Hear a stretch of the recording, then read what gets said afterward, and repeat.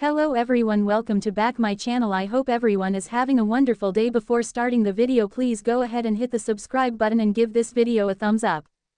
The name Aristotle Dumas is on the tip of every tongue among Genoa City's upper crust these days, and we mean everyone.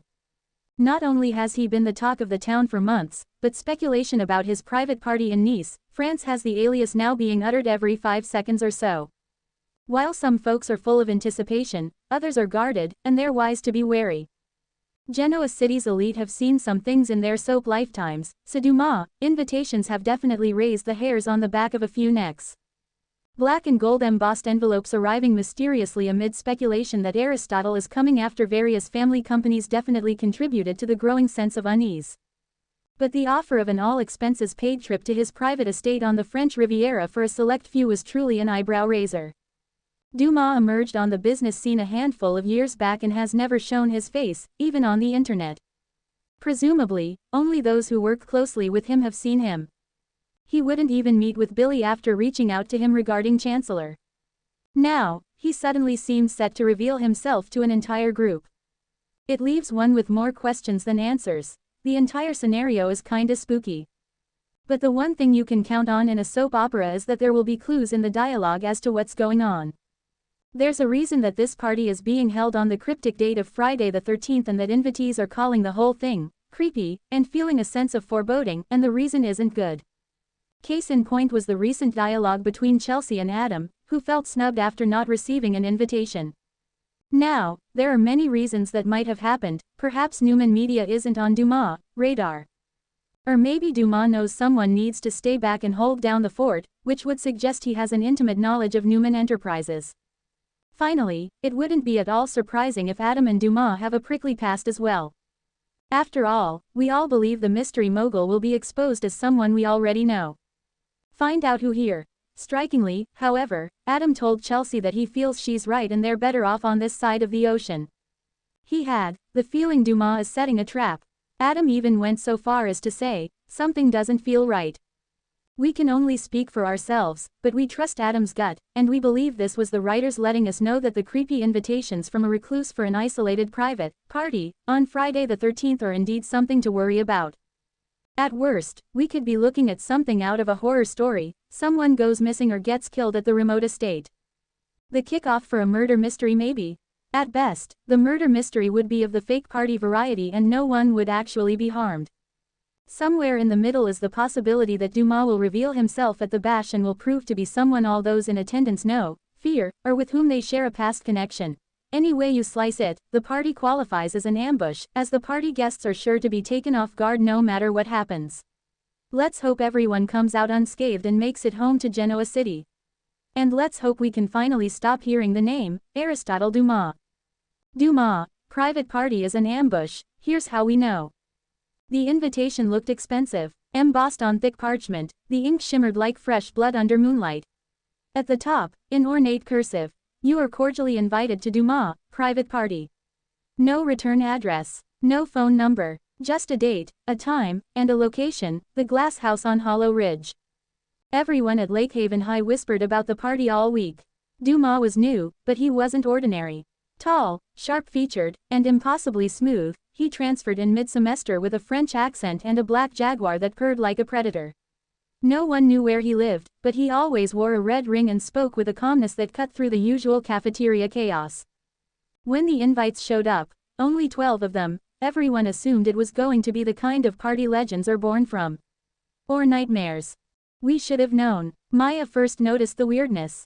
She's the girl who can sense a lie the second it's spoken. There's no real record of him, she told me, sitting cross-legged in the library while the rest of the school buzzed.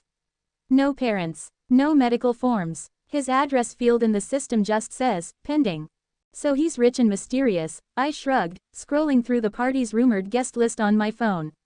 That's like 80% of prom king criteria.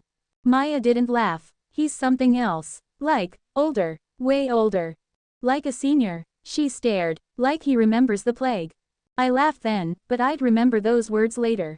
The glass house wasn't supposed to be there. We all arrived in pairs, like characters in a morality play. Me and Maya, Jake and Rena, Devin and Cammy. The rest I didn't know well, Chloe, Marcus, Theo, Lily, and the twins, Sasha and Sam. The road to Hollow Ridge curved unnaturally, like it had been carved by something that didn't understand geometry. The trees leaned inward, not out. When we finally pulled up, the glass house wasn't a nickname, it was literally made of glass, walls, floors, even the ceiling. It gleamed under the full moon, reflecting back 12 nervous, excited teens. Dumas greeted us in a crimson suit. No tie, just a rose pinned to his lapel and a smile that felt older than sin. "You came," he said to each of us like he already knew we would. Inside was a mirror of madness. The floor was glass, and beneath it, there was nothing. Just endless blackness, like we were suspended over a void.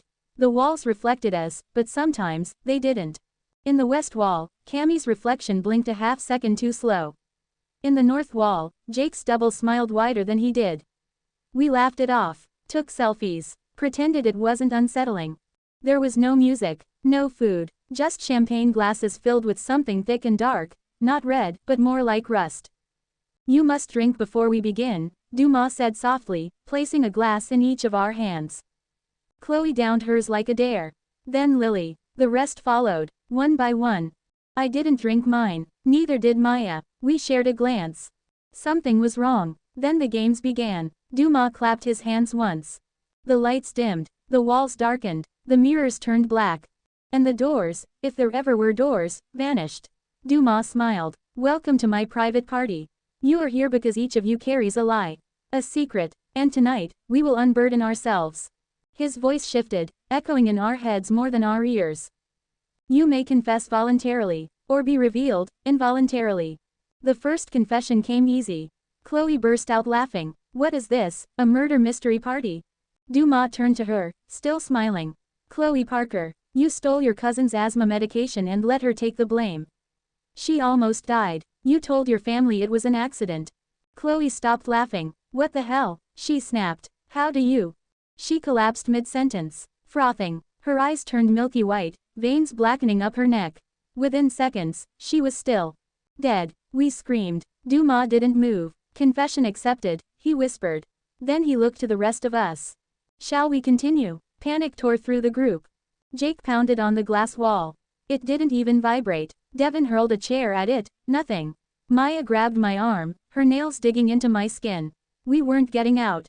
Rena was next. She confessed, sobbing, she'd cheated on every test by blackmailing a teacher with fake photos.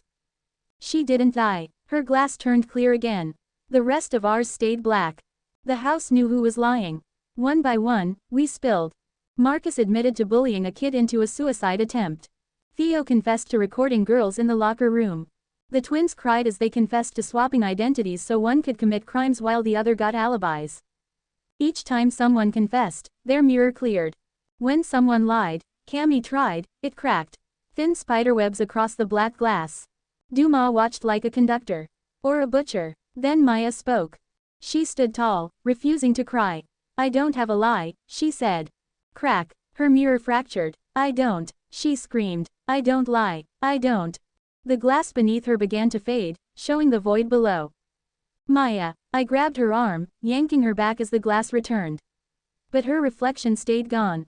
Dumas stepped forward. "She lied to herself," he said softly. "She thinks she's good, but she lets people lie to her every day. Pretends not to see it." Maya looked at me, wide-eyed.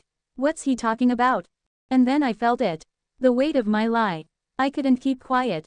"I got us invited," I said suddenly. "I made a deal." Everyone turned. Dumas grinned. "I knew about him. About the party. About the house. He promised I'd survive if I brought 11 others." I looked at Maya. "I'm sorry." Crack. My mirror didn't shatter. It exploded. And then I saw it, my reflection, walking away from me. Smiling, taking my place in the circle. I screamed. No one helped. Dumas walked toward me. He didn't gloat. He didn't laugh. He only whispered, "You're the worst kind. You lie with intent." The floor opened. The void called. Maya reached out, but it was too late. I fell, but I didn't die. I landed in a mirror.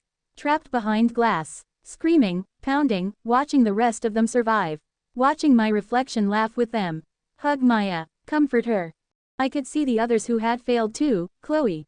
Theo. The ones whose reflections still wandered above. Dumas turned to us behind the mirror.